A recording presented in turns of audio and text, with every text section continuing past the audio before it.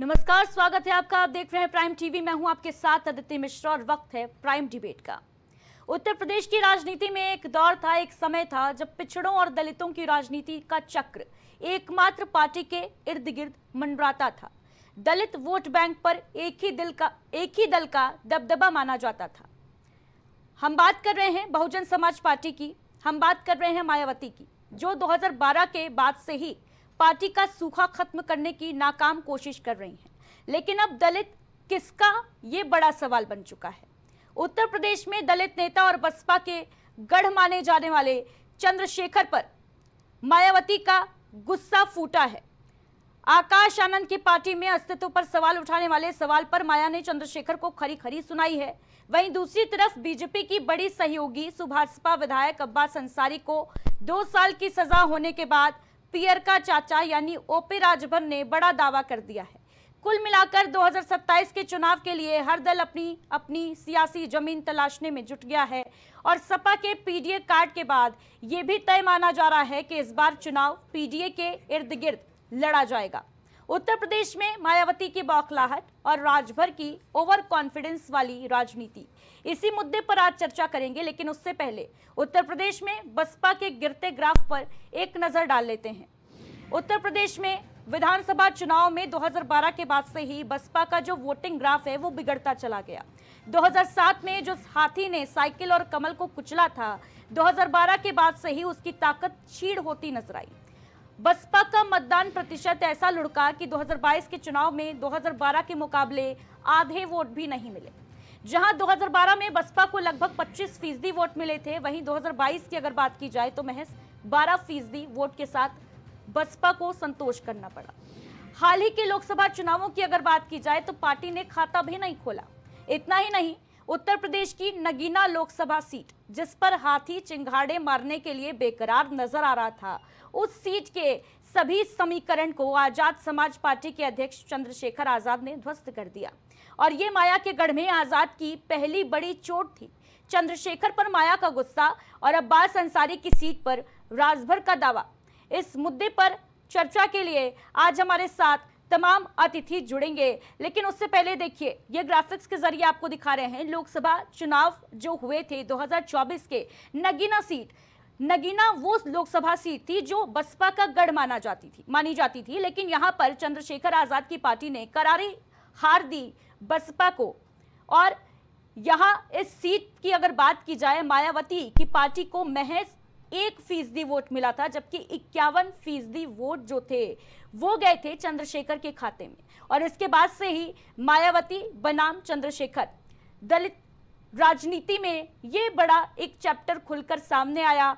आज एक बार फिर मायावती की बौखलाहट नजर आई, जहां एक तरफ वो चुनावों में अपनी सियासी जमीन तलाशने में जुटी है। 2007 के बाद से अब तक की अगर गौर किया जाए आंकड़ों पर, तो मायावती की पार्टी के जो वोटिंग ग्राफ है, वोटिंग प्रतिशत है मायावती की पार्टी का, वो लगातार गिरता नजर आया।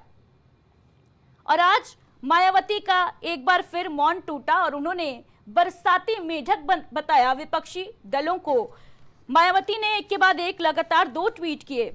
उन्होंने अपने ट्वीट में लिखा कि देश में बीएसपी बहुजन हित की एकमात्र अंबेडकरवादी पार्टी है और पार्टी हित में लोगों पर कार्रवाई करने व पश्चाताप करने पर उन्हें वापस लेने की परंपरा है। इसी क्रम में आकाश आनंद के उतार चढ़ाव और उन्हें मुख्य नेशनल कोऑर्डिनेटर बनाने से बेहद लोगों में बेचैनी स्वाभाविक है।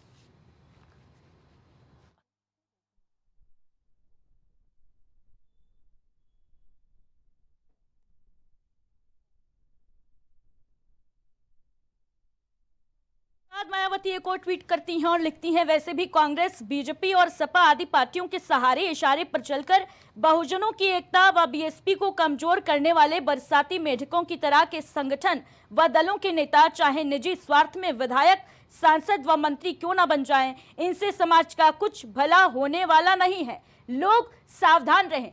तो बसपा सुप्रीमो मायावती एक के बाद एक लगातार ट्वीट करके चंद्रशेखर पर एक और जहां अपना गुस्सा प्रकट कर रही हैं, वहीं दूसरी तरफ विपक्षी दलों पर भी निशाना साध रही हैं।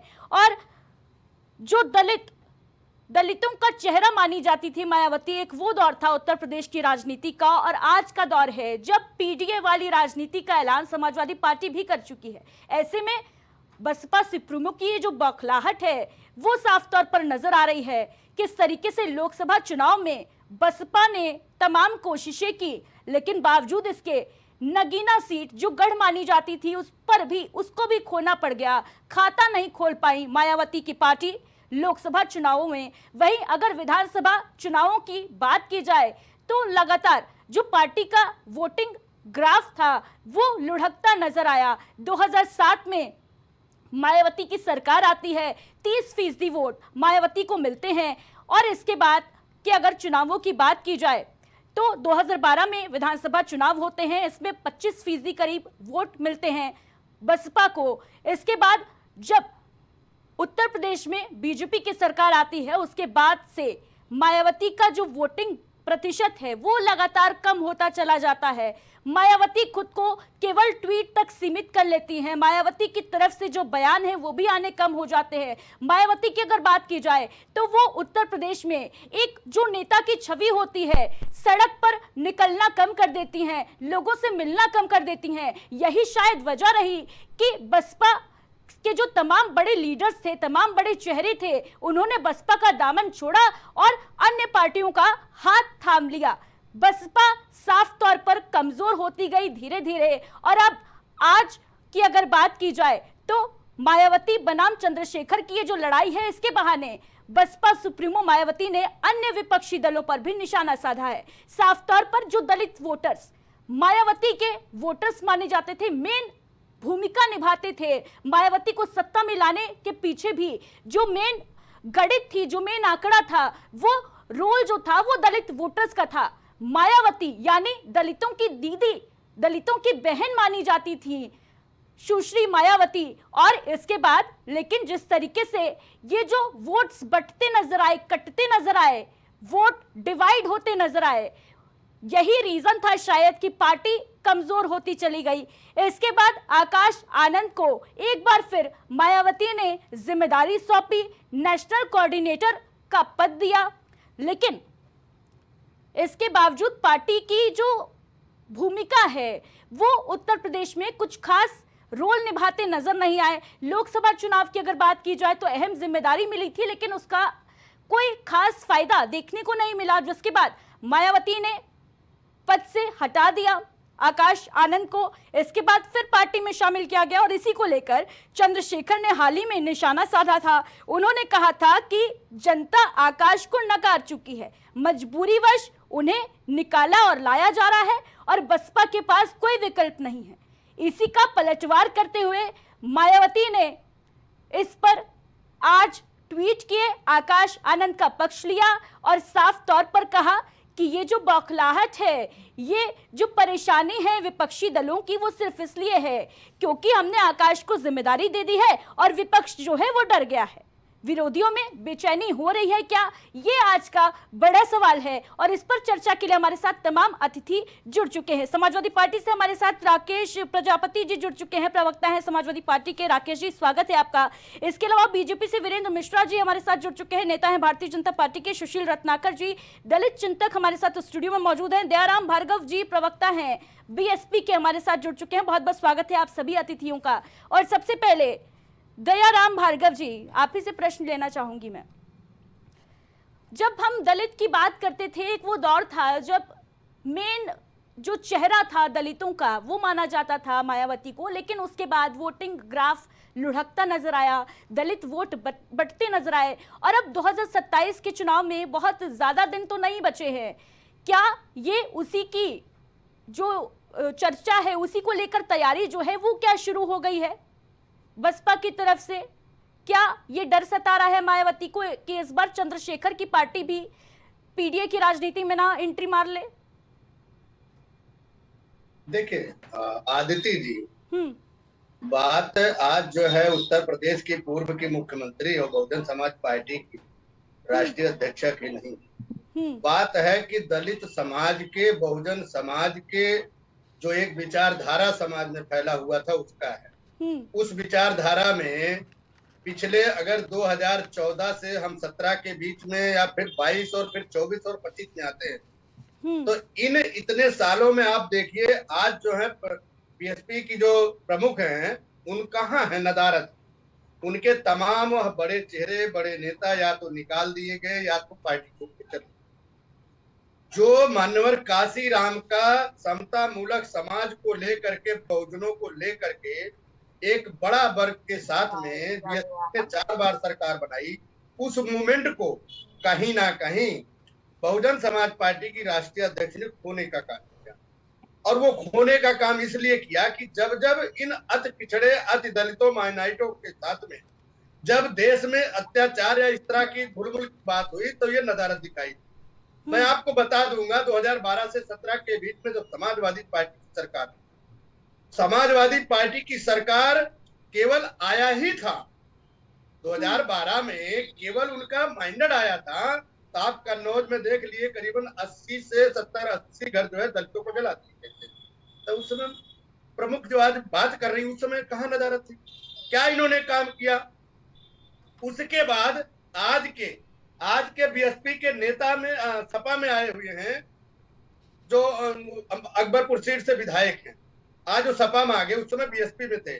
सबसे पहले उनके राइस मिल को चलाने का काम किया गया था, सपा की सरकार बनी नहीं थी।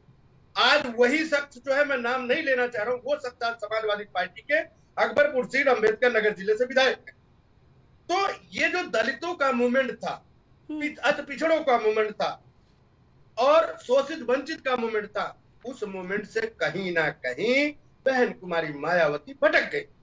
और जब भटकने के बाद आप देखेंगे स्वतंत्र भारतीय समाज पार्टी के राष्ट्रीय अध्यक्ष माननीय ओम प्रकाश राजभर ने माननीय काशीराम की विचारधारा, डॉक्टर भीमराव अम्बेडकर के बनाए हुए संविधान को लेकर के हम अति पिछड़े समाज में, अति दलित समाज में, शोषित समाज में, वंचित समाज में, माइनॉरिटी समाज में हर उस शख्स की आवाज अगर उत्तर प्रदेश में कोई बना तो उसका एक ही नाम है ओम प्रकाश राजभर। ओम प्रकाश राजभर आज एक विचारधारा है, दलितों के साथ, पिछड़ों के साथ, माइनॉरिटी के साथ, शोषित वंचित के साथ कहीं भी अगर अन्याय हुआ है आदरणीय नेता ओम प्रकाश राजभर दिखाई दिए। बात आती है अगर चंद्रशेखर की, सुनिएगा, सुन लीजिए आदित्य जी सुनिएगा, बात आती चंद्रशेखर का। चंद्रशेखर ने उस मूवमेंट को उठाने का काम किया। कहीं ना कहीं जो वो वर्ग था उस वर्ग को ये भरोसा हुआ कि नहीं नहीं बहन जी अब हमारे मूवमेंट से हट गई, हम इधर जाने का काम करें। तो उनका अगर ट्वीट के साथ में ही देखा जाए तो आज जो बीएसपी उत्तर प्रदेश की सबसे बड़ी पार्टी मुख्य विपक्षी हुआ करती थी, आज विधानसभा में 1 सीट है और लोकसभा में नगड़ है और राज्यसभा में नगड़ है। तो किस बात की चिंता है? यहाँ चिंता इस बात की है अपनी पार्टी, अपने परिवार को, अपने भतीजे को आगे करने। चंद्रशेखर जी ने गलत क्या कहा है? मूवमेंट अगर आप चलाए थे, जिस तरह मूवमेंट चलता था बीएसपी का कैडर होता तो कैडर कहाँ है? वह कैडर कहीं ना कहीं। दयाराम भार्गव जी, यानी आप ये कह रहे हैं कि भाई भतीजावाद के चक्कर में जो मायावती हैं वो अपना नुकसान कर रही हैं। ठीक है, बिल्कुल। वीरेंद्र मिश्रा जी, बिल्कुल, क्या कहना चाहेंगे इस पर? विपक्षी दलों को बरसाती मेढक बताया है मायावती ने।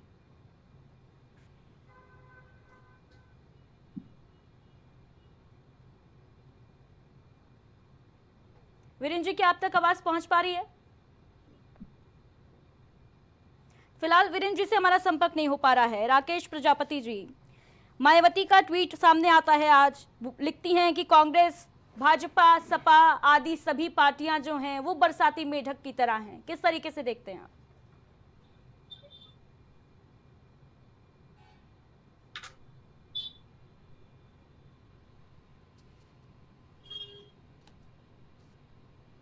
तो फिलहाल हमारा संपर्क नहीं हो पा रहा है। सुशील रत्नाकर जी हमारे साथ मौजूद हैं, दलित चिंतक हैं। सुशील जी, आप इस मुद्दे पर खुलकर विचार रख सकते हैं कि किस पार्टी ने दलितों के लिए क्या काम किए, क्योंकि अभी अगर वर्तमान राजनीति की बात की जाए तो कहीं ना कहीं पीडीए पर केंद्रित हो रही है। आगामी चुनाव पीडीए के मुद्दे पर लड़े जाएंगे, ये कहने में कोई दो राय नहीं होगी। किस तरीके से देखते हैं आप, कितना काम किया है किस पार्टी ने दलितों के लिए? पहले प्राइम टीवी के सभी दर्शकों को नमस्कार। देखिए, जो मायावती की बौखलाहट समझ में आता है 2027 के लिए। मायावती ने कहीं ना कहीं अपने को गंवाया, अपनी पार्टी को गंवाया है, अपने वोटर को गंवाया है, अपने कार्यकर्ताओं का कभी भी सम्मान नहीं किया। देखिए, कभी आपने देखा होगा 2002 में जब मुलायम सिंह की सरकार बनी थी, मुलायम सिंह की सरकार के बाद जब मुलायम सिंह सरकार से सब जनता उभी, उनके कार्यशैली से उभी, उनके जो भी काम था उस पर जनता, दलित सभी लोग उभे, तब बहन मायावती की तरफ उन्होंने मुख किया था। और 2017 में 2007 में उनको प्रचंड बहुमत में सरकार में लाई। तो कहीं ना कहीं समाजवादी पार्टी से रूठे हुए जनता, रूठी हुई जो उम्मीद की थी जनता ने, या जो उन्होंने वादा किया था दलितों के लिए, अल्पसंख्यकों के लिए, पीडीए के लिए, उन्होंने पूरा नहीं किया था। तो कहीं ना कहीं समाजवादी पार्टी उस समय 2007 में चुनाव हारी और एक ही रास्ता बहन मायावती की ओर रहा जनता का। जनता ने पूरी ताकत से, सर्व समाज ने उनको जिता के प्रचंड बहुमत में सरकार दिया।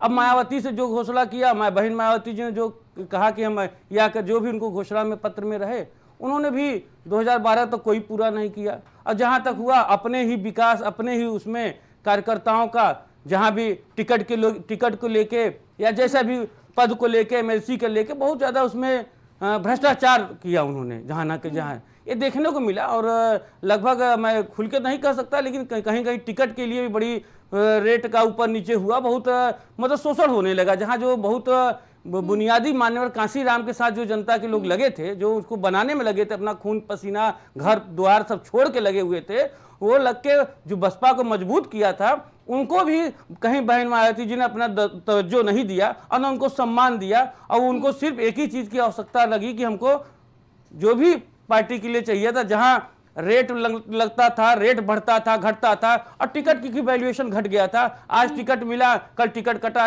एक प्रत्याशी का टिकट लगातार 2 बार 3 बार 4 बार काटते थे। तो कहीं ना कहीं इसका ड्रॉबैक था। जनता और जो कार्यकर्ता रहे, उन्होंने 2012 तक देखा मायावती, उसके उनसे भी जनता की उम्मीद खत्म हुई और दलितों की भी उम्मीद खत्म हुई।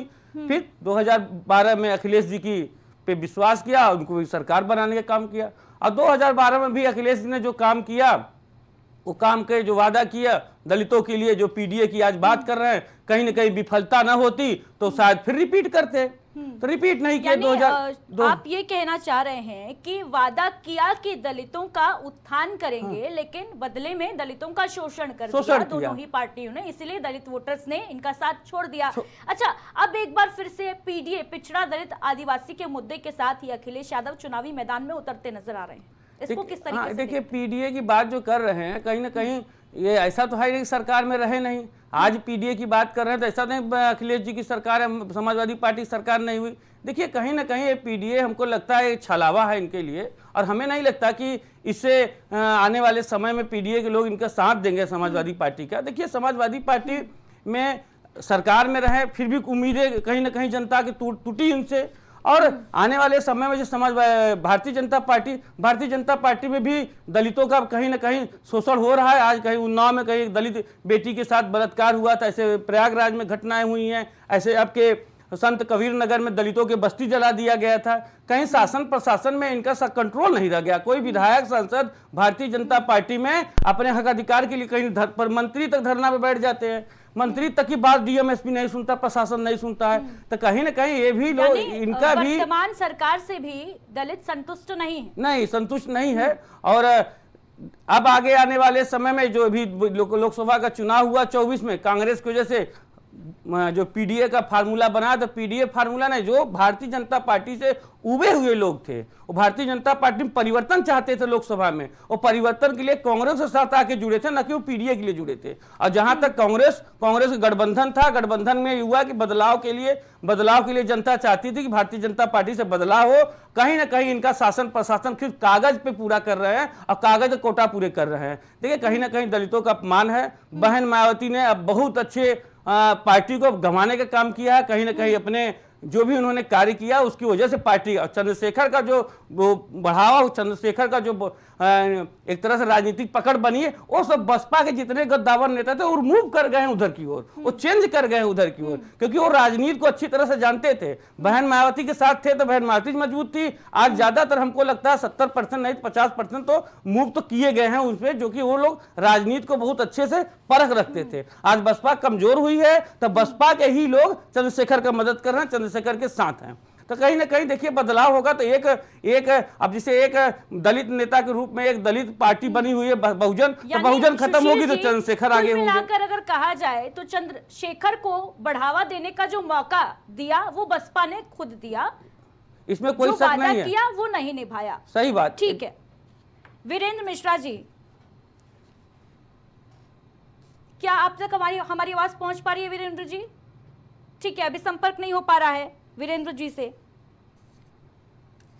राकेश प्रजापति जी से क्या हमारा संपर्क हो गया है? राकेश जी, क्या आप तक आवाज पहुंच पा रही है हमारी? यस, आवाज आ रही है आपकी। राकेश जी, पीडीए की राजनीति पर अखिलेश यादव 2027 चुनाव लड़ने की तैयारी कर रहे हैं। वहीं दूसरी तरफ अभी हमारे साथ जो दलित चिंतक जुड़े हुए हैं, सुशील रत्नाकर जी, उनका साफ तौर पर कहना है कि पार्टी कोई रही हो, बसपा हो, सपा हो, चाहे भारतीय जनता पार्टी हो, दलितों के लिए वादे तो बहुत बड़े बड़े किए गए, लेकिन जमीनी स्तर पर काम नहीं किया गया। देखिए आदित्य जी, जो विश्लेषक है या राजनीतिक हैं, मैं उनकी बात को सुन रहा था, बाकी मैंने क्या डिबेट में हुआ वो नहीं सुन पाया। लेकिन मैं इतना जरूर कहना चाहूंगा, पीछे क्या हुआ उस पर ना जाते हुए, पीछे सबसे गलतियां हुई हैं और कई मौकों पर गलतियों को माना भी गया। लेकिन 2024 के चुनाव में जिस तरीके से समाजवादी पार्टी के राष्ट्रीय अध्यक्ष माननीय अखिलेश यादव जी ने पीडीए पर कार्य करते हुए, पिछड़ा दलित अल्पसंख्यक पर कार्य करते हुए 10 सीटों पर पासी समाज के लोगों को वोट दे करके, टिकट दे करके, और 7 सांसद पासी समाज से बनाने का कार्य किया गया।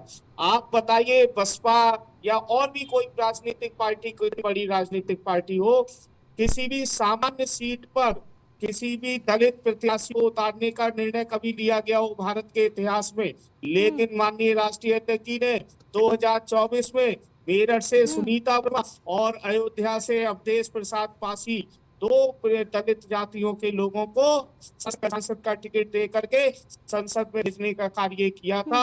और आपको पता है, अवधेश प्रसाद जी जीते भी और सुनीता वर्मा को तो हराया गया। ये सब लोगों को पता है, मेरठ से सुनीता वर्मा जीत रही थी। ये ठीक है, कुछ गलतियां रही होंगी इसमें, और उनको माफ कर चुकी है मायावती जी। अगर मायावती उसको माफ नहीं कर चुकी होती तो 2019 के चुनाव में, लोकसभा चुनाव में साथ नहीं आई होती। हमेशा सपा ने बड़ा दिन दिखाया है। लेकिन मायावती ये कह रही हैं राकेश जी कि क्योंकि हमने आकाश आनंद को इतनी बड़ी जिम्मेदारी दे दी, इसलिए विरोधियों में बेचैनी है, विरोधी जो है वो बरसाती मेढक है।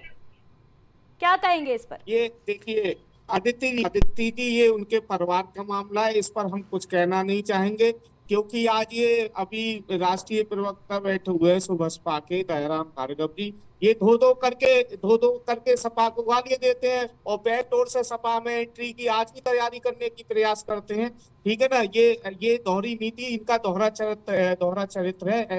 ऐसा समाजवादी पार्टी लोग नहीं करते।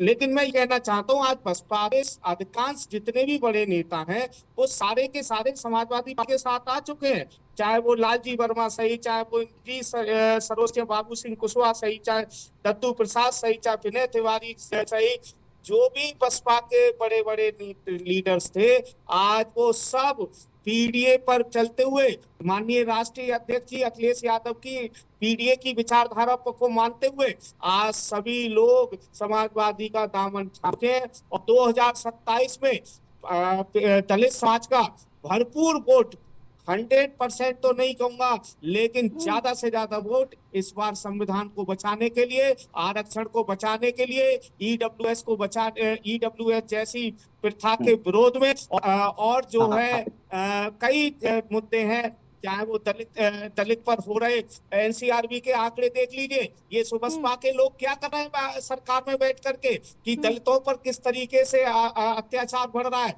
अगर ये देखा जाए तो समाजवादी पार्टी की सरकार से 2012 से 17 के बाद में 17 से 19 में ज्यादा अत्याचार बढ़ रहे हैं। आप देखिए किस तरीके से दलितों के साथ, पिछड़ों के साथ, जवाब ले लेते हैं, किस तरीके से हत्याएं हो रही हैं, और हत्या करने वाले कौन लोग हैं? केवल मलाई खाने के लिए आप लोग वहां पर गए हैं। जी लौटूंगी आपके पास, जवाब ले लेते हैं। दयाराम भार्गव जी क्या कहेंगे इस पर?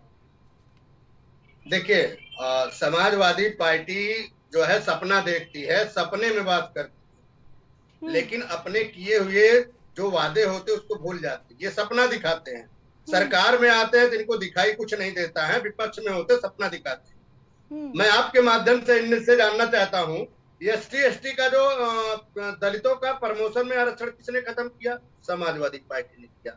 जिस दलितों के बड़े दुष्चिंतक हैं, ये बता दें कि किसी दलित को उसके बाद राम जी मायावती समर्थन दे चुकी है। ST/ST का जो सबके ठेका बाद में मायावती जो है ठीक है, राकेश समाजवादी प्रजापति पार्टी ने जी, किया। नहीं, सुन लीजिए, बेहद राकेश धैर्य जी के सुनिए, साथ हम आपके आपको बीच सुना में जा नहीं रहा बोले। था, अब आप भी सुने, रिक्वेस्ट है आपसे, ठीक है दयाराम जी बात कंप्लीट करिए। जी देखिए आदिति जी, मैं आपके माध्यम से जानना चाहता हूँ, SC/ST का जो ठेके में आरक्षण किसने खत्म किया? समाजवादी पार्टी ने किया।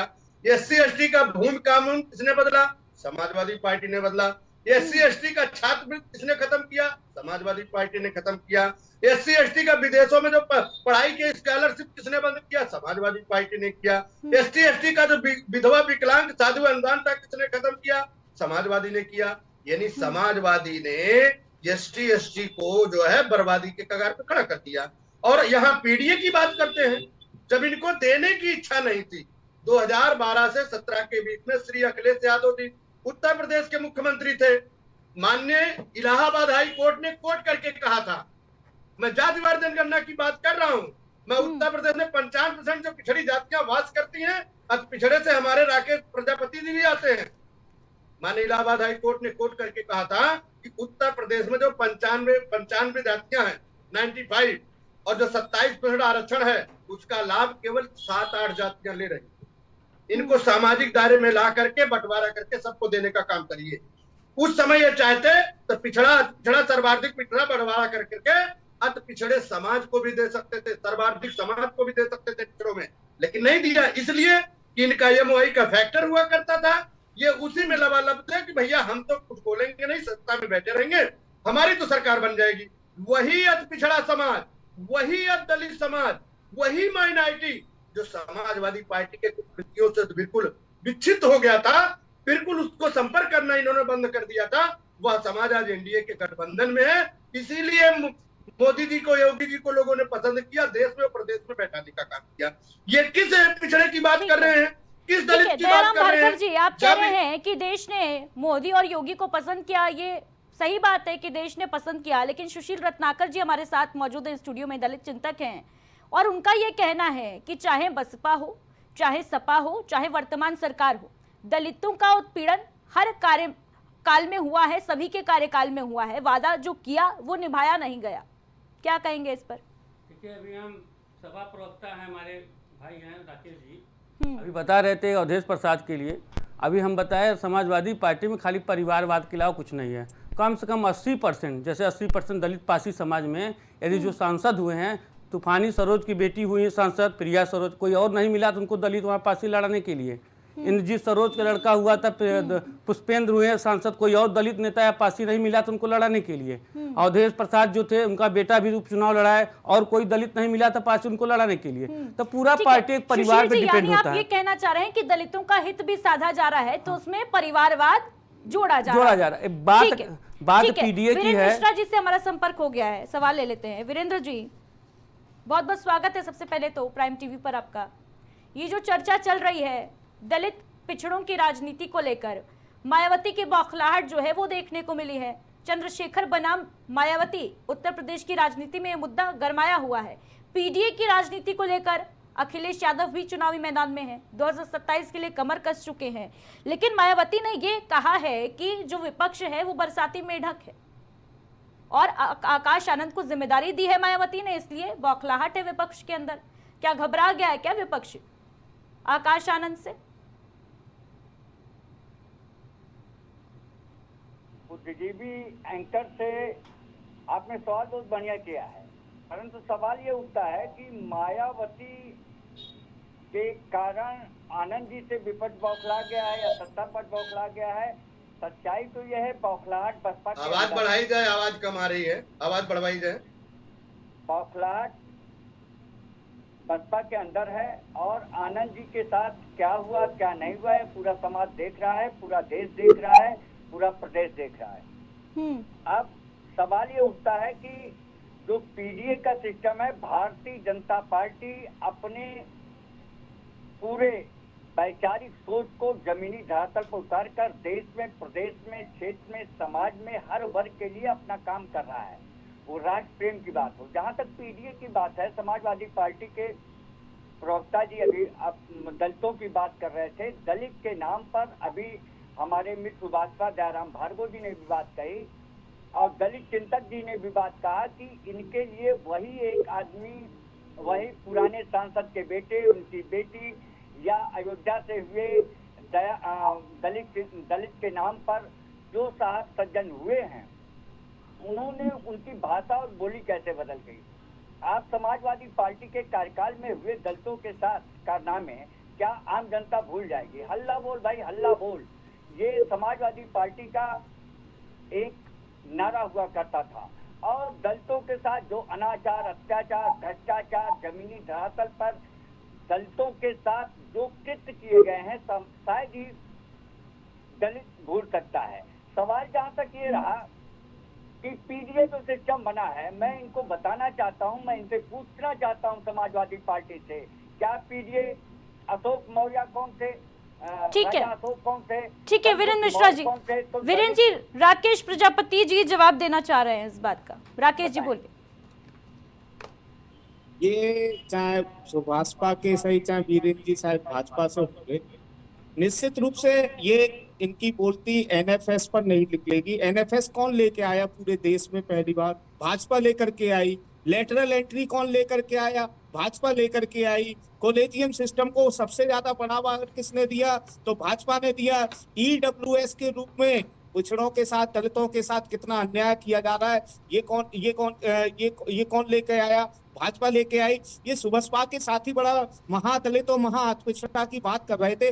कोई एक कानून, कोई एक नियम महाअतिपिछड़ा या महादलित के लिए इन्होंने बनाया हो तो बताइए। क्यों आप ईडब्ल्यू जैसे बिहार में है ईबीसी और बीसी क्यों नहीं करवाते? और ओम प्रकाश राजभरी और एक और संजय निषाद जी हैं, वो पब्लिक में जाकर के, अपने लोगों के बीच में जाकर के चिल्लाते फिरते हैं अनुसूचित जाति, अनुसूचित जाति, अनुसूचित। अरे मोदी और योगी को क्यों नहीं अल्टीमेटम देते हैं? क्यों नहीं कहते हैं कि अगर 2027 से पहले अगर पिछड़ी ये 17 जातियां, जिसमें इनकी राजभर भी आती है और निषाद भी आता है, बिंद भी आता है, कहार, केवट, मल्ला, कुम्हार, प्रजापति भी आता है, इन 17 जातियों के आरक्षण पर इनकी बोलती क्यों बंद हो जाती है? ये केवल और केवल ऊपर दिखाते फिरते हैं। अपने लोगों के बीच में तो जाकर के चिल्लाते हैं कि हमें अनुसूचित जाति में शामिल करिए, हमें अनुसूचित जाति की मांग करिए, और जाकर के जब मुख्यमंत्री से मिलते हैं तो अपने बेटे, जब भी ओम प्रकाश राजभरी मिलने जाते हैं योगी जी से या मोदी जी से, तो केवल अपने बेटे को साथ ले जाते हैं। कोई बेटा को सेट कराना है, बेटा सेट हो जाएगा, फिर कोई परेशानी नहीं है। संजय निषाद जी निषाद समाज के नाम पर वोट तो लेते हैं, लेकिन एक टिकट नहीं देते। ओम प्रकाश राजभरी राजभर के नाम पर वोट तो लेते हैं, लेकिन एक अपनी जाति के व्यक्ति को टिकट नहीं देते हैं। टिकट बेचने का काम कौन कर रहा है? राजभर जी कर रहा है। टिकट बेचने का काम कौन कर रहा है? निषाद कर रहा है। रेट खुले हुए हैं, मैं खोल दूंगा। मायावती जी पे ठीक है राकेश प्रजापति जी, कुल मिलाकर कहा जाए तो दलित पर जो ताल है वो हर दल ठोक रहा है। दलितों को साधने की कोशिश में हर कोई जुटा हुआ है, हर पार्टी जुटी है, लेकिन हकीकत यही है कि परिवारवाद आड़े आ रहा है। दयाराम भार्गव जी जवाब दीजिए इस बात का। देखिए, पिता से अगर मैं शुरू करूं तो दादा पोता तक का परिवारवाद अगर समाजवादी पार्टी का है तो सारा का सारा पिताजी रहे, बेटे रहे, बहू रहे, भाई रहे, चचेरे भाई रहे, चचेरे उनके सारे रहे, तो परिवारवाद इसे कहते हैं। परिवारवाद का परिभाषा क्यों समझा रहे हो भैया? क्यों अपनी बखैया उखाड़ने के लिए तैयार हो? दूसरी बात, अब ये इन्होंने पिछड़ों की बात करी है, मैं बताना चाहता हूं, समाजवादी सरकार में पिछड़ों को छात्रवृत्ति के लिए 900 करोड़ रुपए समाजवादी पार्टी ने दिया। योगी सरकार ने इस कार्यकाल में 2650 करोड़ रुपए छात्रवृत्ति देने का काम किया। आप बताइए पिछड़ों का हक कहाँ है? पिछड़ों का हक किसने लूटा? और दूसरी बात, हम बार बार जातिवार जनगणना की बात करते थे, तब ये सत्ता में थे तो कान में रुई डाल करके सपना देखते थे, और जो सत्ता से बाहर आए तब ये भी हल्ला काटने लगे जातिवार जनगणना की। जब हम सत्ता के बाहर थे हम कहते थे जातिवार जनगणना होगा, हमने कहा था सामाजिक न्याय के दायरे में ला करके तो पिछड़ी जात की तो 27 बड़ा आरक्षण है, 3 वर्गीकरण करवा दीजिए। तब नहीं सोचे, आज आप पीछे बैठ करके पीडीए की बात करते हैं। अच्छा, मैं इनसे ये जानना चाहता हूँ, ठीक है, ये मुस्लिमों के बड़े हितैषी हैं, आजम खां को जेल में डालने तक को लेकर के आज तक बताइए समाजवादी पार्टी के मुखिया ने कहाँ धरना प्रदर्शन किया भाई, कहाँ रोड पे बैठे भाई, उनके हक अधिकार के लिए लड़ने कब गए आप? और दूसरी बात, ये तो धन्य मानिए ओम प्रकाश राजभर जी का, जिन्होंने कहा एसी से ट्वीट करते हैं। ठीक है दयाराम भार्गव जी, ये प्रश्न मैं करूंगी, आपका प्रश्न मैं जरूर लूंगी, लेकिन एक और प्रश्न आज उत्तर प्रदेश की राजनीति में गरमाया हुआ है और वो ये है कि क्या अब्बास अंसारी के बहाने से राजभर अपनी साख बढ़ाने की कोशिश में लगे हैं? क्योंकि एक बहुत बड़ा दावा ओपी राजभर ने आज किया है। वो दावा ये है कि अब्बास अंसारी की जो सीट वैकेंट होगी, क्योंकि 2 साल की सजा दे दी गई है अब्बास अंसारी को, उस पर राजभर चुनाव लड़ेंगे, राजभर की पार्टी चुनाव लड़ेगी, सुभाषपा चुनाव लड़ेगी, ये दावा ठोका है। इस पर जवाब दीजिए। देखिए, हमने आपको कहा कि सुहेल देव भारतीय समाज पार्टी से माननीय विधायक जी अब्बास अंसारी जी विधायक, हमने बार बार इस बात को कहा। और आप बताइए कि लोअर कोर्ट ने अगर दिया, हम इस बात को खुद कह रहे हैं कि बाबा साहब डॉक्टर भीमराव अंबेडकर के बनाए हुए संविधान को हमको अधिकार है कि अगर लोअर कोर्ट ने कुछ निर्णय दिया है तो हम हाई कोर्ट जाएंगे, सुप्रीम कोर्ट जाएंगे, हम अपनी बात को रखेंगे कि जो हमारी पार्टी से विधायक हैं। अब चाहे हमारी पार्टी से विधायक अब्बास अंसारी जी जाएंगे तब भी तो पार्टी जाएंगे, आखिर वो विधायक किसके हैं? सुहेल भारतीय समाज पार्टी के। और मजे की बात है, अगर ऐसा है कि उनकी विधायकी चली गई, वहां अगर चुनाव होता है तो वो सीट सुहेल देव भारतीय समाज पार्टी की है। मैं आपको क्लियर करना चाहूंगा, समाजवादी पार्टी के बच्चे हैं, शायद इनको जानकारी नहीं है, 2017 में भी सुहेल देव भारतीय समाज पार्टी गठबंधन में चुनाव लड़ी थी। उस समय मुख्तार अंसारी जी जब चुनाव लड़े थे तो 4000 वोट से हमारे सुहेल देव भारतीय समाज पार्टी के प्रत्याशी से जीते थे। हम 4000 वोट से हारे थे और सुहेल देव भारतीय समाज पार्टी की प्रत्याशी 4000 वोट से हारी थी और मुख्तार अंसारी जी 4000 से जीते थे। तो ये कैसी विडंबना, ये सब कहना केवल पुलावी खेला है। ये तो समाजवादी पार्टी के लोग। दयाराम भार्गव जी, लेकिन सवाल यहाँ पर ये है कि क्या भारतीय जनता पार्टी का प्रत्याशी भी मैदान में होगा?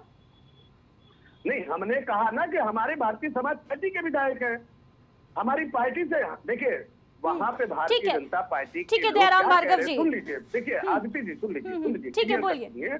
भारतीय जनता पार्टी के अगर कुछ लोग कह रहे हैं, हमारा शीर्ष नेतृत्व से मामला है ना, आदरणीय नेता ओम प्रकाश राजभर का जो मामला दिल्ली से है, हम दिल्ली में अपनी बात को रखेंगे ना भाई, हमारी पार्टी से अगर विधायक है तो हमारी सीट हमको है, हम वहाँ चुनाव, हमारी पार्टी का सिंबल हमारी चुनाव लड़ेगी, क्योंकि भारतीय समाज पार्टी के वहाँ पे सीट है वो। ठीक है वीरेंद्र जी, इसका जवाब मैं आपसे लेना चाहूंगी। क्या मैम?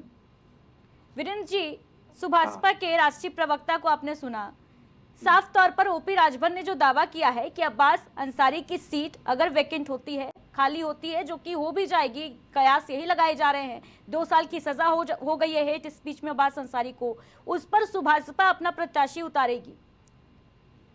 अदिति जी, ये आप जानते हैं कि सुभाषपा हो या भारतीय जनता पार्टी का श्रेष्ठ नेतृत्व तय करेगा कि कौन पार्टी प्रत्याशी होगा। हम यहाँ से बैठकर ये कहना संभव नहीं है कि भार्गव जी कह रहे हैं, भार्गव जी का अपना, लेकिन राजभर जी तो दावा कर चुके हैं कि सुभाषपा ही लड़ेगी।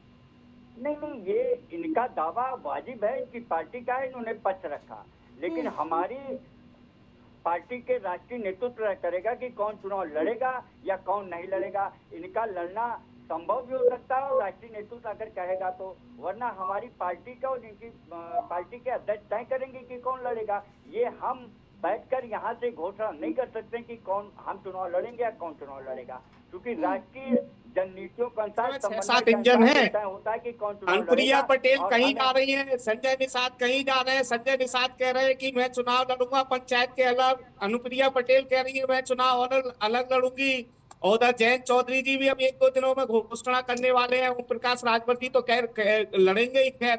तो 7-8 इंजन है, सब इंजन आपस में टकराते रहते हैं, कब टकरा जाए कोई भरोसा ही नहीं है। डॉक्टर राकेश कब जी, टकरा आपको जाए? चिंता करने की ठीक कोई है। बात नहीं है। कौन चुनाव लड़ेगा कौन नहीं लड़ेगा, अरे ये हमारी आप ठीक है संवेदना वीरेंद्र है। मिश्रा जी, इस बात का जवाब दे दोनों तो दीजिए आप कि कॉन्टेक्ट क्या कर लिए। आपस में सब टकरा रहे हैं, टकराव की स्थिति, फूट की स्थिति बन रही है गठबंधन में? हम साथ साथ हैं से हम अलग अलग डिबेट है आप कह रहे हैं, पंचायती चुनाव में। आपके सुबसपा हमारे गठबंधन में कोई के राष्ट्रीय टकराव प्रवक्ता नहीं कह रहे हैं है, हम कोई लड़ेंगे, नहीं है, ठीक बीजेपी है। वाले कह रहे हैं हम लड़ेंगे। ठीक है वीरेंद्र जी, राष्ट्रीय पार्टी- राकेश जी कुछ कहना चाह रहे हैं, दयाराम भार्गव जी जवाब देना चाह रहे हैं इस पर, जी बोलिए दयाराम जी। देखिए आदित्य जी, हमने ये क्लियर कट किया है, पहले देखिए समझिए। आज अब्बास अंसारी जी किसकी पार्टी से विधायक? भारतीय समाज पार्टी। सिंबल छड़ी है, गमछा पीला है। हमारी पार्टी से विधायक है, सीट हमारी है, ये तय करेंगे शीर्ष नेतृत्व। ये डिबेट का विषय नहीं है, मैंने पहले भी कहा यह डिबेट का विषय नहीं है। जब आदरणीय नेता ओम प्रकाश राजभर राष्ट्रीय अध्यक्ष है, राष्ट्रीय अध्यक्ष से क्या बातचीत होगी वह तय होगा दिल्ली से। इसमें डिबेट करने की कोई जरूरत नहीं है, क्योंकि हमारी पार्टी से विधायक है, हमारी सीट है, तो उस पर 100% हमारा दावा है। लेकिन एनडीए गठबंधन में ही हम चुनाव लड़ेंगे, ये भी सत्य है। इसमें कोई बिखराव की बात नहीं है, क्लियर कट इसको समझ। ठीक है वीरेंद्र मिश्रा जी कुछ कहना चाहेंगे इस पर? मैं बिल्कुल कहना चाहूंगा आरती जी की, जैसे भार्गव जी ने कहा, जब शीर्ष नेतृत्व तय करता है तो पार्टी का कार्यकर्ता, वो भाजपा का हो, भारतीय जनता पार्टी का हो, अनुप्रिया पटेल का हो, अपना दल का हो, हम सभी एकजुट होकर, हमारा लक्ष्य होता है जीतना।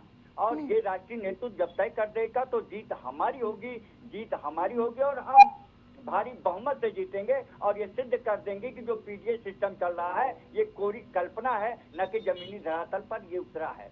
और हम जीत कर ये दिखाएंगे कि हमारा कैंडिडेट जीतेगा और जीत एनडीए की होगी। निश्चित तौर से हम जीतकर समाजवादी पार्टी के पीडीए फार्मूले को ध्वस्त करेंगे। ठीक है राकेश प्रजापति जी। ठीक है सुशील रत्नाकर जी, आपको रोकना चाहूंगी। सुशील रत्नाकर जी कुछ कहना चाह रहे हैं इस मुद्दे पर। देखिए ये जो वहाँ की सीट खाली हो रही है, भाजपा के दया यदि भाजपा को आएगी तब इनको सीट मिलेगी। अभी उपचुनाव हुआ था मझुआ में, विनोद बिंद जीते थे जो कि निषाद पार्टी सिंबल थे, लेकिन वहाँ उनको दिया नहीं गया था। तो वो एक तरह से समझिए जो इंजन है इनका, इंजन टकराव में है ही है। और वास्तविकता में यदि भाजपा की दया होगी, दया से ही इनको टिकट मिल सकता है, दया से इनको मिल सकता है। ऐसा कुछ भी नहीं हो तो जो भी इनका हमको लगता है कि भाजपा खुद ही चुनाव लड़ सकती है वहाँ पे, क्योंकि ठीक है देखिए अभी आने वाले समय जितने भी उपचुनाव उन्होंने किसी अपने समझौता में किसी को नहीं दिया था। जितनी भी सीटें थी, अभी आपका 9 सीट उपचुनाव हुई थी जहां विनोद बिंद आपके मझुआ से विधायक थे जो कि निषाद पार्टी से थे, लेकिन आज निषाद पार्टी को उनको सीट दे के बहुत निषाद संजय ने बहुत मेहनत किया, बहुत कहा कि हम भी लड़ेंगे, बहुत विरोध किया, मैं भी आगे से टिकट डिक्लेयर कर दिया था उन्होंने, लेकिन कुछ नहीं हुआ। जब भारतीय जनता पार्टी ने दया नहीं किया, नहीं दिया टिकट। यानी जिस पे रहमो करम बरसेगा बीजेपी का वो चुनाव लड़ेगा। ठीक है, क्या कहेंगे इस पर दयाराम भार्गव जी? नहीं, मैं कुछ कहना दया चाहूंगा। दिखाएगी पार्टी सुभाषपा पर या नहीं? आदित्य जी पीछे थोड़ा सुधीर नतनागर जी अगर दलित चिंतक हैं तो शोध करते हैं तो मऊ सदर की सीट को थोड़ा ज्ञानवर्धन करें। 2017 में भारतीय जनता पार्टी के गठबंधन में हम चुनाव लड़े, हमारे प्रत्याशी के सामने मुख्तार अंसारी जी लड़े थे। हमने कहा 4000 वोट से जीते थे, हमारा प्रत्याशी 4000 वोट से हारा था। हमने कहा ना भारतीय जनता पार्टी के गठबंधन में, एनडीए गठबंधन में चुनाव लड़े।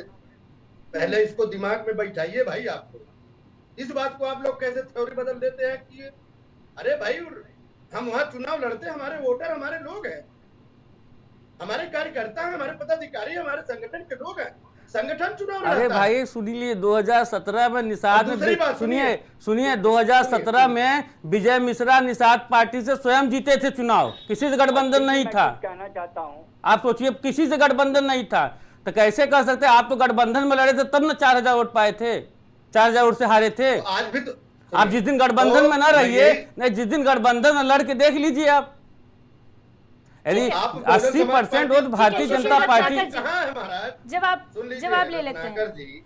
यही विश्लेषण करेंगे तो बहुजन समाज पार्टी उत्तर प्रदेश में कहाँ है जो 4 बार की सरकार बनाई?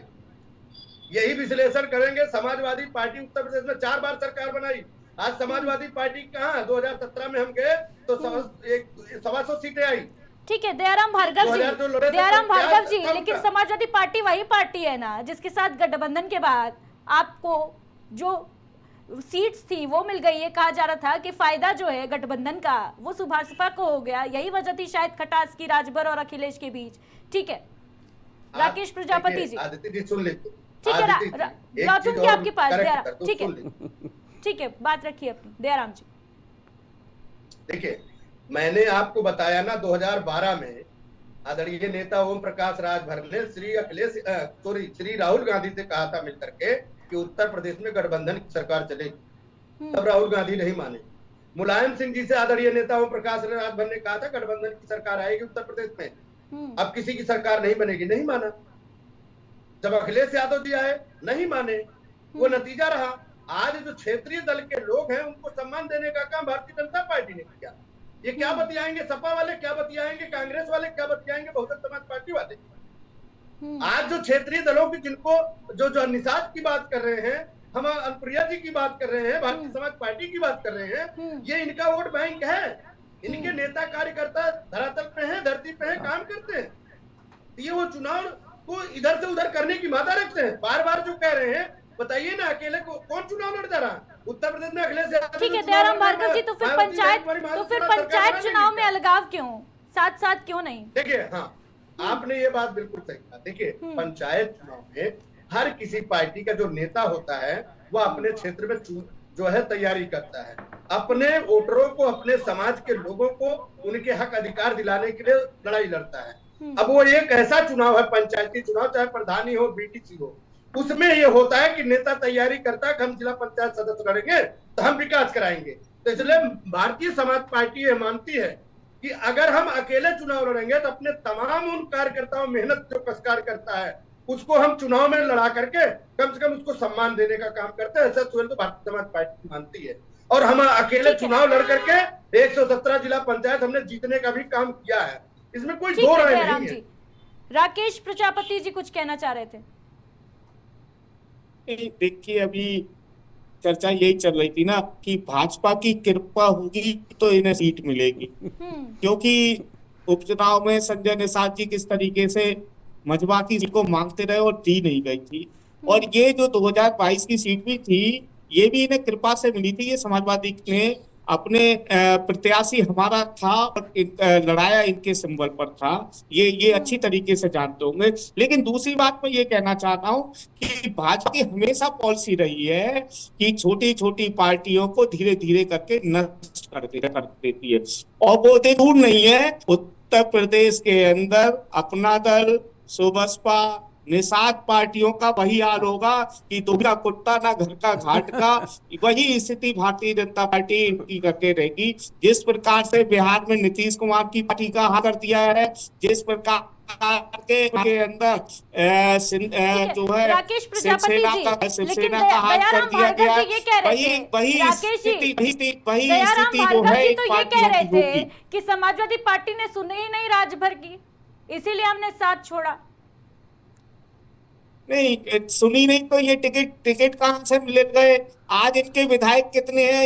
ये समाजवादी पार्टी की देन है। इस बार ये लड़के तो देख ले, ये ऐसा करे, मैं चैलेंज दे रहा हूं उन्हें, ये अकेले लड़के देख ले, पूरे कोई भी विधानसभा 10,000 किसी विधानसभा पर पा जाए, अकेले लड़के देख ले। चैलेंज दे रहा हूं मैं इन्हें, अकेले लड़के देख ले किसी भी विधानसभा पर, उत्तर प्रदेश की किसी भी विधानसभा पर, ये बिना भाजपा के और बिना समाजवादी पार्टी के समर्थन के लड़के देख ले। 10,000 से ज्यादा वोट इन्हें किसी विधानसभा में मिल जाए तो बता दीजिएगा, किसी भी विधानसभा में। क्यों? क्योंकि थोड़ी देर पहले कहा आदित्य जी, बड़ा गंभीर मुद्दा है। आदित्य जी पूरी बात हो जानी, बड़ा गंभीर मुद्दा है। संजय निषाद जी ने कार्यक्रम कराया था पिछली बार 2022 से पहले, जिसमें अमित शाह जी को बुलाया था। लोगों को ये निषाद समाज के लोगों को ये कह करके बुलाया कि आज अमित शाह जी घोषणा करके जाएंगे कि अनुसूचित जाति में शामिल। दयाराम भार्गव जी जानते होंगे उसमें दोषियां तोड़ी गई थी निषाद के लोगों ने, क्योंकि वहां पर अनुसूचित जाति कोई सच्चा नहीं। आज मैं देख रहा हूँ संजय निषाद लगातार निकल रहे हैं, मंडल वाइज रैली कर रहे हैं और वहां जाकर के लोगों से अनुसूचित जाति की बात कर रहे हैं। अरे अनुसूचित की बात करनी है तो योगी जी से करो, मोदी जी से कहो, सही अमित बात। शाह से कहो। यही हाल ओम प्रकाश राजभर का है, ये कभी सदन में चर्चा नहीं करते, ये कभी लोकसभा में चर्चा नहीं ठीक है, करवाते, राकेश ये प्रजापति कभी जी जवाब अमित ले शाह लेते से बात हैं। नहीं करते, वीरेंद्र मिश्रा लोगों जी, से बात करते हैं। ठीक है वीरेंद्र मिश्रा जी, भारतीय जनता पार्टी की कृपा बरसेगी तो सुभाषपा चुनाव लड़ेगी, ये कहा जा रहा है, क्या कहेंगे इस पर? दया का पात्र नहीं होता, कोई बेचारी का पात्र नहीं होता। इस लोकतंत्र में सबको अपने समान अधिकार से जीने का अधिकार है। और आप जैसे सम्मानित चैनल पर अगर दया किसी के ऊपर नहीं होती, सब इक्वलिटी है, और जहाँ इक्वलिटी है, जहाँ कार्यकर्ताओं की बात होती है, वहाँ पर ये बात समझौते का और सम्मानजनक समझौते के तहत होता है। एनडीए में कोई न बेचारी है, न कोई दया भाव है, न किसी के ऊपर कृपा बरसेगी। ये हमारी राष्ट्रीय नेतृत्व, यानी निषाद जी से समझौता नहीं बन पाया था, यानी संजय निषाद से समझौता नहीं बन पाया था इससे पहले। संजय निषाद से समझौता बन पाया है, नहीं बन पाया है, भूतकाल की बातों को छोड़िए, आगे की अब सोचिए आगे क्या होने वाला है। ये हमारा राष्ट्रीय नेतृत्व तय करेगा, ये समाजवादी पार्टी के बैठे हुए प्रवक्ता नहीं तय करेंगे। और दलित चिंतक की अगर बात करते हैं तो दलित चिंतक से मैं कहना चाहता हूँ कि दलित चिंतक बेचारगी के भाव में चले गए हैं, और वो चंद्रशेखर की जय जयकार करें या समाजवादी पार्टी की जय जयकार करें, लेकिन भारतीय जनता पार्टी का रथ आगे चलता रहेगा, एनडीए का ये रथ चलता रहेगा और झंडा फहरता रहेगा। और ठीक है वीरेंद्र मिश्रा जी, लेकिन सुशील जी तो किसी पार्टी की जय जयकार कर ही नहीं रहे हैं। वो तो ये कह रहे हैं कि ना सपा ने काम किया, ना बसपा ने काम किया, ना भाजपा ने काम किया, वादे किए जाते हैं, निभाए नहीं जाते हैं। सुशील जी दलित चिंतक होने के नाते ये सही अन्वेषण नहीं कर रहे हैं, उसका सही विश्लेषण नहीं कर रहे हैं। इनके कहने का मतलब ये है कि ये मायावती जी की बात या चंद्रशेखर जी की बात दलित चिंतक होने के साथ ये दलित भावनाओं के अंतरात्मा को जानने का प्रयास करें, दलित समाज और भारतीय जनता पार्टी के साथ जुड़कर। ठीक है वीरेंद्र मिश्रा जी, सुशील रत्नाकर जी, क्या दलित समाज की अंतरात्मा को जानने का प्रयास नहीं कर रहे क्या आप? देखिए अभी भाजपा प्रवक्ता बोल रहे थे, देखिए हम तो अभी पीडीए को भी बोला, मैंने कहा कहीं ना कहीं अखिलेश ने भी छल कर रहे हैं पीडीए के लिए, और इनकी सरकारें रही कहीं ना कहीं दलित हमारे वंचित रहे। आज दलित वंचित नहीं होते तो आज भारतीय जनता पार्टी की बात कर रहे हैं, इनके जो सहयोगी दल हैं, जो डबल इंजन जैसे इंजन की बात करें, अनुप्रिया पटेल में देख लीजिए, उनके पति और पत्नी 2 ही लोग मंत्री हैं और कोई नहीं है। ठीक है, ऐसे आपके निषाद जी हैं जो खाली वादे करते हैं आरक्षण के लिए कि हम आरक्षण दिला देंगे, मछुआ आरक्षण 80 में डाल दूंगा, और झूठे वादे करके समाज के लोगों को धोखा देना। और ऐसे ही आपके सुभाषपा के अभी बैठे हुए प्रवक्ता, एक समय था कि इनको सिंबल से दिया जा रहा था टिकट लोकसभा के इनके बेटे को, तो उस समय उन्होंने इस्तीफा दे दिया था मंत्री का, अब बाद में यही 24 में उन्हीं के सिंबल से चुनाव लड़े, चुनाव हार गए। तो कहीं ना कहीं देखिए ये जो दलित की बातें कर रहे हैं हम लोग, दलित के विषय में बात किया जाए तो कहीं ना कहीं दलित लोग की, दलित समाज की अपेक्षा हुई है और अपेक्षा हो रही है। यदि अपेक्षा नहीं होता तो शायद आज विकास की रफ्तार जो होती दलितों में और बढ़ गई होती। कहीं ना कहीं हम लोग के जो सरकारें वादा करती वो वादे पूरा नहीं करती। आज नौकरी में देख लीजिए, रोजगार में देख लीजिए, किसान परेशान है, युवा परेशान है। अभी शिक्षक की भर्ती में देख लीजिए, भारतीय जनता 76,000 जो वैकेंसी हो उसमें लफड़ा चल रहा। कोई ऐसा नौकरी हो जो कोर्ट में न गई हो, बताइए। कोई भी वैकेंसी ऐसी हो जो उसको रोजगार नहीं मिलेगा तो आदमी काम क्या करेगा। आज सिर्फ खाली मुफ्त का अनाज खाली बांट रहे हैं। अरे मुफ्त के अनाज बंद करिए, फैक्ट्री लगाइए, रोजों को रोजगार दीजिए। एक फैक्ट्री लगाओगे तो कितना लोगों को विकास मिलेगा। एक स्वीपर से लेके वहां मैनेजर तक आदमी नौकरी करेगा, अपने अस्तित्व से कमाएगा, अरे मेहनत से कमाएगा। लेकिन हरामी के बैठ कर सब लोग अनाज बांट रहे हैं। इससे देश का भी गर्दिश में जा डाल रहे हैं और देश की दुर्दशा कर रहे हैं और समाज के लोग भी कामचोर होते जा रहे हैं। इसमें क्या है कि देखिए जब तक रोजगार नहीं दिया जाएगा, कहीं ना कहीं रोजगार को परख किया एक व्यक्ति। आप कह रहे हैं सुशील जी, रोजगार में काम करने की जरूरत है। वीरेंद्र मिश्रा जी, क्या वादा किया जा रहा है केवल, और वादे करने के बाद, बड़े बड़े दावे करने के बाद, ताल ठोकने के बाद, दलितों का उत्थान करने की बात कहने के बाद उनके साथ छलावा किया जा रहा है क्या? ये रत्नाकर जी की सोच हो सकती है। दलितों के साथ छलावा करने वाली पार्टी है समाजवादी पार्टी, जो कि सरेआम बेइज्जत करती है। चौराहे पर जनपद डीपीओ के जीपीओ के सामने हल्ला बोल भाई हल्ला बोल। और ये जो बड़ा होगा, जो पैसा वाला होगा, उसको लूट लेना, उसको खसोट लेना, दलितों के साथ सरेआम बेइज्जत करना, उनके नादाशाही तानाशाही करना, उनका मटिया मेज करना, उनके सम्मान सम्मान को धक्का पहुंचाना। जब ये मायावती को एक गेस्ट हाउस में मार सकते हैं, तो क्या रत्नाकर जी ये नहीं सोचते हैं कि दलित समाज का चिंतक कौन हो सकता है? और मैं आपको एक बात और समाजवादी पार्टी को बताना चाहता हूँ कि आप हमारे समाजपा की बात करती हैं, अभी तो कांग्रेस और समाजवादी पार्टी के सीटों ठीक का है। तय होगा, तो भगवान जाने की कांग्रेस बहन जी के साथ ठीक है जाएंगे, Virendra Mishra ji, Samajwadi final party comment के साथ दीजिए। बीरेन जी जिसकी सरकार होगी उसी से पूछा जाएगा। अभी वर्तमान सरकार में आप हैं, हम इसलिए आपसे पूछ रहे हैं। रोजगार आपसे मांग रहे अरे ये हैं, जो एनएफएस पे सरकार में नहीं है उससे क्या बात किया जाए हम जी? लोग? एनएफएस पर जॉब ले लीजिए, ईडब्ल्यूएस पर ले लीजिए, लेटरल एंट्री पर ले लीजिए, वॉल्यूम सिस्टम पर ले लीजिए। पाकिस्तान को जाके इन पर जवाब नहीं ये बोलेंगे। भारतीय जनता पार्टी की सोच है। भारतीय जनता पार्टी दूरगामी परिणाम को देखते हुए चलती है। बिल्कुल सत्य अरे रास्ते एनएफएस आगे एनएफएस क्या है? एनएफएस बता दें। नहीं होता ये नया ये ठीक है। अरे एनएफएस क्या है? एनएफएस बीरेन ठीक है, जी, कुल मिलाकर कहा जाए तो दलितों का वोट सबको चाहिए। दलितों का जो वोट बैंक है वो साधने की कोशिश हर दल कर रहा है, ताल ठोक रहा है कि दलित हमारे, लेकिन जब दलितों के हित की बात की जाती है तो सभी पार्टियां एक दूसरे पर आरोप मढ़ने से बाज नहीं आती। फिलहाल इस चर्चा में शामिल होने के लिए आप सभी का बहुत बहुत शुक्रिया। तो उत्तर प्रदेश में पीडीए वाली राजनीति में नया चैप्टर खुल गया है। चंद्रशेखर बनाम मायावती, दलित को साधने की कोशिश में हर दल जुटा हुआ है और सभी का यही कहना है कि हमने दलितों के लिए अधिक काम किया है, इसलिए दलित वोटर्स हमारे हैं। हम अंबेडकर की नीति को लेकर आगे बढ़े हैं, इसलिए दलित वोटर्स हमारे हैं। लेकिन जब जमीनी हकीकत तलाशी जाती है, जब दलितों के हित की बात की जाती है, तो सभी पार्टियां एक दूसरे पर आरोप मढ़ती नजर आती हैं कि किसने दलितों के लिए कितना काम किया। फिलहाल ये 2027 का चुनावी परिणाम ही बताएगा कि दलित किसके हैं और किसके साथ हैं। फिलहाल दीजिए इजाजत, नमस्कार।